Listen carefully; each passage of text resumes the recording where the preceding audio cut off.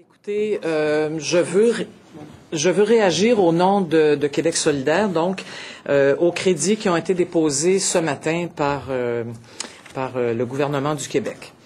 Ce gouvernement a prétendu encore ce matin que les coupes annoncées ne toucheront pas les services aux citoyennes et citoyens, et moi je dis que c'est faux. Je vous donne seulement quelques exemples. Au ministère des Affaires municipales, l'aide au logement social communautaire et abordable est réduite de 35 %. Ça, c'est une perte de budget de 118 millions là, pour les prochains mois. Au ministère de l'Emploi et de Solidarité sociale, les mesures d'aide à l'emploi sont coupées de 22 millions, au moment même où la ministre nous disait, il y a 2 semaines à peu près, qu'elle mettrait en place de nouveaux programmes d'aide à l'insertion à l'emploi, et le budget d'aide à l'action communautaire est réduit de 12 %, alors que ce sont les groupes communautaires qui s'occupent beaucoup des personnes les plus vulnérables. Au ministère des Transports, l'enveloppe dédiée au transport adapté pour les personnes handicapées est comprimée de 14 %, donc 12 millions de moins.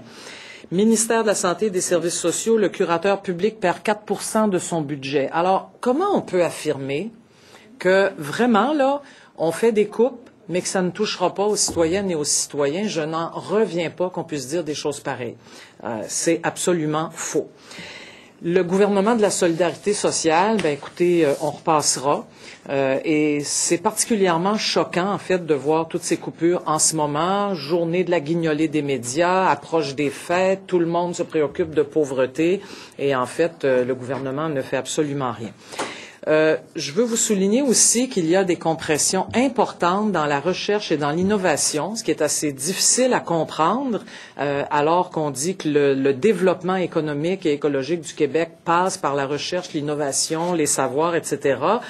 Budget de dépenses 2013-2014, des compressions de 32 millions, c'est-à-dire 19 % dans le programme de soutien à la science, la recherche et l'innovation, et coupure de 31 millions, 16 % dans l'enveloppe pour les organismes destinés à la recherche et l'innovation.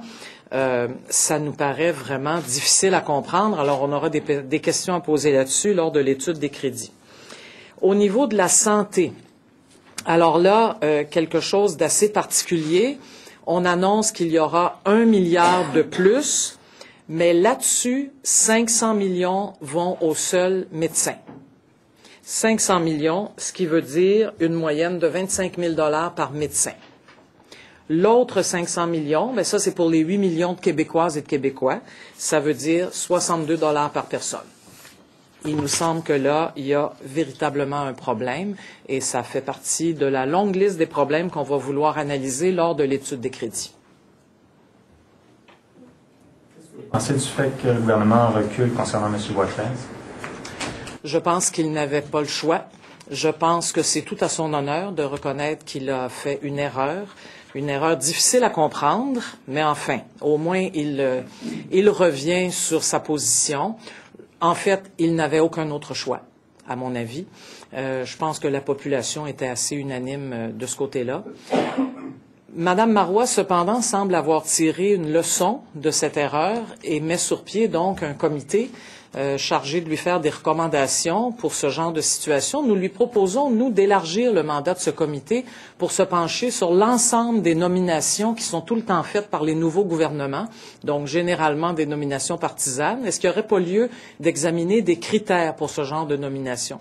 Nous lui suggérons aussi fortement de s'assurer que la composition de ce comité ne reflète pas seulement une allégeance politique, c'est-à-dire péquistes, mais que ce soit des personnes, soit qui n'en ont pas d'allégeance politique connue auprès de l'un ou l'autre parti, ou alors qu'il y ait justement des gens de différentes allégeances politiques. Ça nous paraît important pour la crédibilité du comité. On devrait dépolitiser le processus de nomination du Conseil des ministres. Autrement dit, est-ce que ça n'ouvre pas la porte à des nominations partisanes? Est-ce qu'il n'y a pas certaines fonctions qui devraient ne plus être soumises complètement au pouvoir du Conseil des ministres? C'est une question très intéressante. On peut même se demander si certaines nominations à des grandes sociétés d'État, par exemple, ne pourraient pas relever de l'Assemblée nationale. Donc, notre lit n'est pas fait là-dessus à Québec solidaire, mais nous aimerions que ce comité se penche sur cet ensemble de questions. Qu'un gouvernement qui a été élu sur la base d'un programme veuille s'entourer d'un certain nombre de personnes qui partagent ses orientations, c'est probablement normal. pour certaines fonctions. Il faudrait voir lesquelles, il faudrait voir où. Par exemple, personne n'a critiqué en soi que le nouveau délégué général du Québec à New York soit André Boisclair, qui est quand même un péquiste. Bon, il avait la compétence, il l'a toujours pour le faire, donc la critique n'a pas porté là-dessus. Alors, je pense que les gens comprennent très bien que pour certaines fonctions, il est probablement logique d'aller chercher des gens pas trop loin des orientations gouvernementales, à condition qu'ils aient toutes les qualifications. Puis pour d'autres, probablement que ça ne devrait pas jouer, peut-être même relever de l'Assemblée nationale. Il y a vraiment une analyse à faire de ces questions-là. Et donc, quand vous parlez de l'ensemble des nominations, vous nommez là, des grandes sociétés d'État, est-ce que vous pouvez juste donner d'autres exemples aux nominations auxquelles vous pouvez penser? À l'étape actuelle, non. Je ne fais que poser la question, dire est-ce que ce comité ne pourrait pas voir son mandat élargi pour une réflexion plus profonde, parce que à chaque fois qu'il y a un gouvernement différent, chaque fois qu'un gouvernement différent prend place, il y a des gens qui prennent la porte, d'autres qui arrivent à toutes sortes d'endroits, là. Puis spontanément, on a l'impression qu'il y a des endroits où c'est justifié, puis d'autres moins. Qu'on en fasse donc une analyse claire, concrète, avec des critères qui ne laisseront pas de place à l'arbitraire, et ça pourrait être un débat qui se fasse dans toute la classe politique, de façon non partisane. Alors moi, je le suggère, et je ne prétends pas tout savoir en cette matière, mais qu'on prenne le temps de faire ce débat de façon non partisane. Pour ce qui est de la décision, si vous me permettez, de Mme Marois, oui. Certains parlent de recul, d'un nouveau recul, de gouvernement qui commet des erreurs sans cesse. Êtes-vous d'accord avec ça? Et est-ce que c'est un problème si c'était le cas, que ce soit un nouveau recul? C'est certainement un nouveau recul. Il faut appeler les choses par leur nom. Il y avait une décision qui a été prise, la décision n'est plus la même. Donc oui, c'est un recul. Il y a des reculs nécessaires. Celui-là l'était. Est-ce que c'est un problème? En soi, non. C'est-à-dire qu'il fallait que ce recul se fasse. Le problème, c'était la décision. Pardon? C'est inscrit dans une série de reculs, selon certains.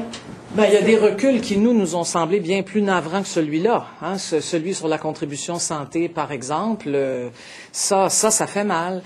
Moi, j'ai le sentiment qu'on recule beaucoup aussi sur les questions énergétiques et environnementales. Je suis très inquiète. On pourra probablement en reparler plus cet hiver, mais uranium, pétrole, tout ça, redevance minière où on n'est pas pressé. Ça, ce sont des reculs dommageables, difficiles à prendre. Alors que quand Mme Marois recule sur la double nomination de M. Boisclair, moi, je ne peux faire autrement que de saluer cette nouvelle décision et dire que c'était la seule qu'il fallait prendre. Mme Marois disait ce matin que ça prenait une certaine sagesse, que c'était pour faire preuve d'une certaine sagesse que justement d'admettre ses torts. Est-ce que vous êtes d'accord avec cette... Oui, absolument. Et je viens d'entendre M. Drainville dire la même chose. Oui. Je pense qu'il peut arriver que des politiciens ou des politiciennes se trompent. Je suis certaine que ça va m'arriver à moi aussi. Et il faut savoir s'excuser. Il faut savoir dire « je me suis trompé ». On est des humains, on peut faire des gaffes. Oui.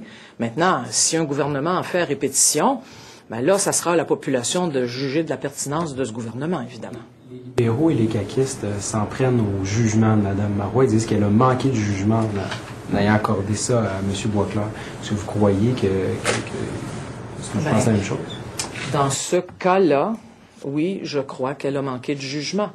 Mais, honorablement, elle a décidé hier ou ce matin, en tout cas, elle l'a annoncé ce matin, je crois, de revenir sur sa décision et de dire « je me suis trompé, voilà, on va faire les choses autrement ». Et je mets même sur pied un comité pour regarder tout ça et me faire des recommandations. Moi, j'appelle ça tirer les leçons de ses erreurs. Et je pense que toute la classe politique devrait se réjouir de ça. Madame David, you've given the Premier credit for making this decision, but you also say she didn't really have a choice. So how do you perceive what's happened this morning? I think Mrs. Marois took the good decision. Yes, I think she had no choice, but, sometimes some politicians maintain their decisions for days and for weeks. She acted rapidly. So I think it's correct. And I am happy to see the new committee. I am happy to see a new committee who will pay attention on these questions and make recommendations to the government. Merci.